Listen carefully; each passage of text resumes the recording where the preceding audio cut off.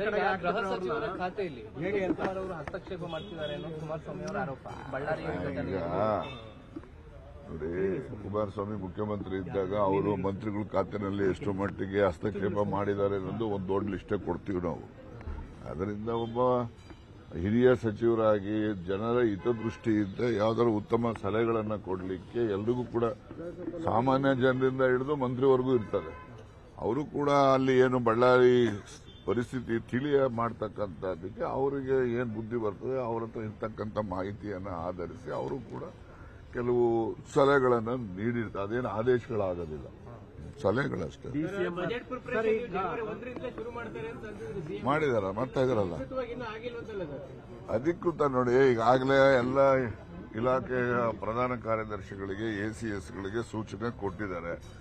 ನೆನ್ನೆನೂ ಕೂಡ ಅವರು ಇದರಲ್ಲಿ ಯಾವುದು ನಿಮ್ಮ ಪವರ್ ಹೌಸ್ ಇದೆಯಾ, ಶಕ್ತಿ ಭವನ, ಅದರಲ್ಲಿ ನಿನ್ನೆನೂ ಕೂಡ ಮಾತಾಡಿದ್ದಾರೆ.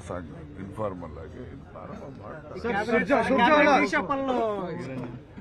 ರೀಶಫಲ್ದು ಈಗ ರಾಹುಲ್ ಗಾಂಧಿ ಅವರನ್ನ ಯಾವಾಗ ಸಿದ್ದರಾಮಯ್ಯನವರು ದೆಹಲಿಗೆ ಹೋಗಿ ಭೇಟಿ ಮಾಡಿ ಬರ್ತಾರೆ, ಆ ನಂತರ ಅದಕ್ಕೆ ಚಾಲನೆ ಸಿಗುತ್ತೆ.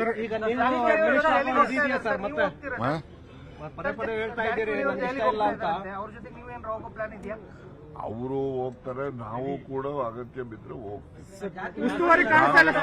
ನಾವೇನು ಟೀಮ್ ಮಾಡ್ಕೊಂಡು ಜೊತೆನಲ್ಲಿ ಎಲ್ಲರನ್ನು ಕರ್ಕೊಂಡು ಹೋಗಿ ಒತ್ತಾಯ ಮಾಡುವಂತ ಅಗತ್ಯತೆ ಏನಿಲ್ಲ. ಜಾರಕಿಹೊಳಿ ಈ ವರ್ಷ ರಾಜಕೀಯವಾಗಿ ಮುಂಬಡ್ತೀವಿ ಅಂತಾರೆ ಅಂತ. ನಾನು ಸಂತೋಷ ಪಡೋನು ಅವ್ರು ಮುಂಬಡ್ತೀವಿ ಅಂದಿದ್ರೆ. ಸರ್, ನಿಮ್ ಉಸ್ತುವಾರಿನ ಕಾಣಿಸ್ತಾ ಇಲ್ವಲ್ಲ ಸರ್? ಯಾರ್ರಿ? ಸುರ್ಜೇವಾಲಾ ಅವರು ಸರ್. ಅವರು ಬಹಳ ಬ್ಯುಸಿ ಇದ್ದಾರೆ ಹರಿಯಾಣದಲ್ಲಿ. ಬಹಳ ಮಹತ್ವವಾದಂತಹ ಅಲ್ಲಿ ಕಾರ್ಯಭಾರ ಇರೋದ್ರಿಂದ ಅವರು ಬಂದಿದ್ದಾರೆ. ಕಾರ್ಯಭಾರ ಜಾಸ್ತಿ ಇದೆ ಅಂತ ಹೇಳಿಲ್ಲ ಅಂದ್ರೆ ಬಿಡುಗಡೆ ಹೋಗ್ಬೇಕಲ್ಲ ಸರ್, ಇಲ್ಲಿಂದ ಬಿಡುಗಡೆ ಹೇಳಿ. ಇದು ಕಾಂಗ್ರೆಸ್ ಪಕ್ಷ, ಇದು ನ್ಯಾಷನಲ್ ಪಾರ್ಟಿ, 140 ವರ್ಷದ ಇತಿಹಾಸ ಇರುವಂತದ್ದು. ಎಲ್ಲೆಲ್ಲಿ ಪಕ್ಷದ ಹಿತದೃಷ್ಟಿಯಿಂದ ಹೆಚ್ಚು ಕಾರ್ಯ ಇರುತ್ತೆ ಅಂತ ಕಡೆ ಗಮನ ಹರಿಸ್ತಕ್ಕಂಥ ನಡೀತಾ ಇದೆಯಲ್ಲ. ನಾನು ಡೈರೆಕ್ಟರ್ಗೆ ಎಲೆಕ್ಷನ್ ಸೋಮವಾರ ಅರ್ಜಿ ಹಾಕ್ತೀನಿ. ಸೋಮವಾರ ದಿವಸ ನಾಮಿನೇಷನ್ ಫೈಲ್ ಮಾಡ್ತೀನಿ ಡೈರೆಕ್ಟರ್ಗೆ.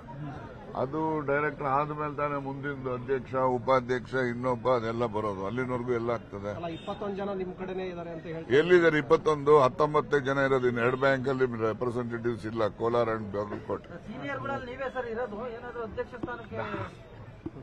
ನೋಡೋಣ, ಅಂತಿಮವಾಗಿ ಪಕ್ಷ ಸರ್ಕಾರ ಏನ್ ತೀರ್ಮಾನ ಮಾಡುತ್ತೆ ನೋಡೋಣ. ಕೆಪಿಸಿಸಿ ಹುದ್ದೆ ವಿಚಾರ ಎಲ್ಲಿಗೆ ಬಂತು ಸರ್ ಚರ್ಚೆ?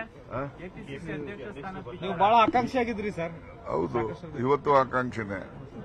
ಅದಕ್ಕೋಸ್ಕರ ನೋಡೋಣ.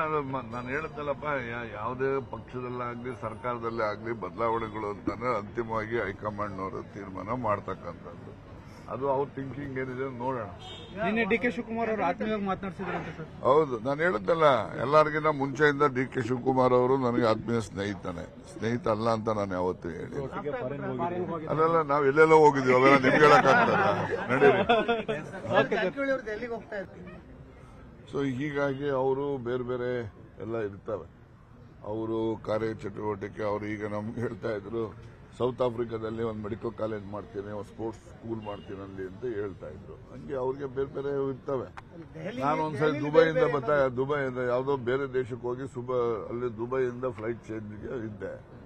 ಅಲ್ಲಿಗೆ ಇವರ ಡಾಟರು, ಇವ್ರ ಮಗ ಅಲ್ಲಿ ಸಿಕ್ಕರು ನನಗೆ. ನಾವು ಅಲ್ಲಿಂದ ದುಬೈಯಿಂದ ಒಂದೇ ಫ್ಲೈಟಲ್ಲಿ ಬಂದು ನಾನು ಏನಕ್ಕೆ ಎಲ್ಲೋಗಿದ್ವಿ ಅಂತ ಕೇಳಿದೆ. ಅವ್ರನ್ನೆಲ್ಲ ಎಲ್ಲ ಚೈನಾಕ್ಕೆ ಹೋಗಿದ್ರು 3 ಜನನು. ಅವ್ರದ್ದು ಯಾರಿಗೂ ವ್ಯವಹಾರ ಗುಟ್ಟು ಯಾರಿಗೂ ಹೇಳಲ್ಲ ಅವರು. ನೀವು ಸುಮ್ಮನೆ ಯಾಕೆ ಹೇಳಲ್ಲ? ರಾಜಕೀಯ ಗುಟ್ಟನ್ನು ಎಷ್ಟು ಬೇಕೋ ಅಷ್ಟೇ ಹೇಳ್ತಾರೆ, ಎಲ್ಲ ಹೇಳಲ್ಲ.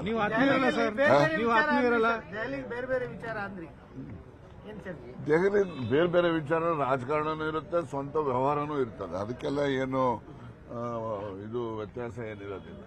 ನಿರ್ಭೀತ, ನಿಷ್ಪಕ್ಷಪಾತ, ವಿಶ್ವಾಸಾರ್ಹ ಸುದ್ದಿಗಳಿಗೆ ಮತ್ತೊಂದು ಹೆಸರಾಗಿರುವ ನ್ಯೂಸ್ 18 ಕನ್ನಡ ಈಗ ಆಪ್ನಲ್ಲೂ ಲಭ್ಯವಿದೆ.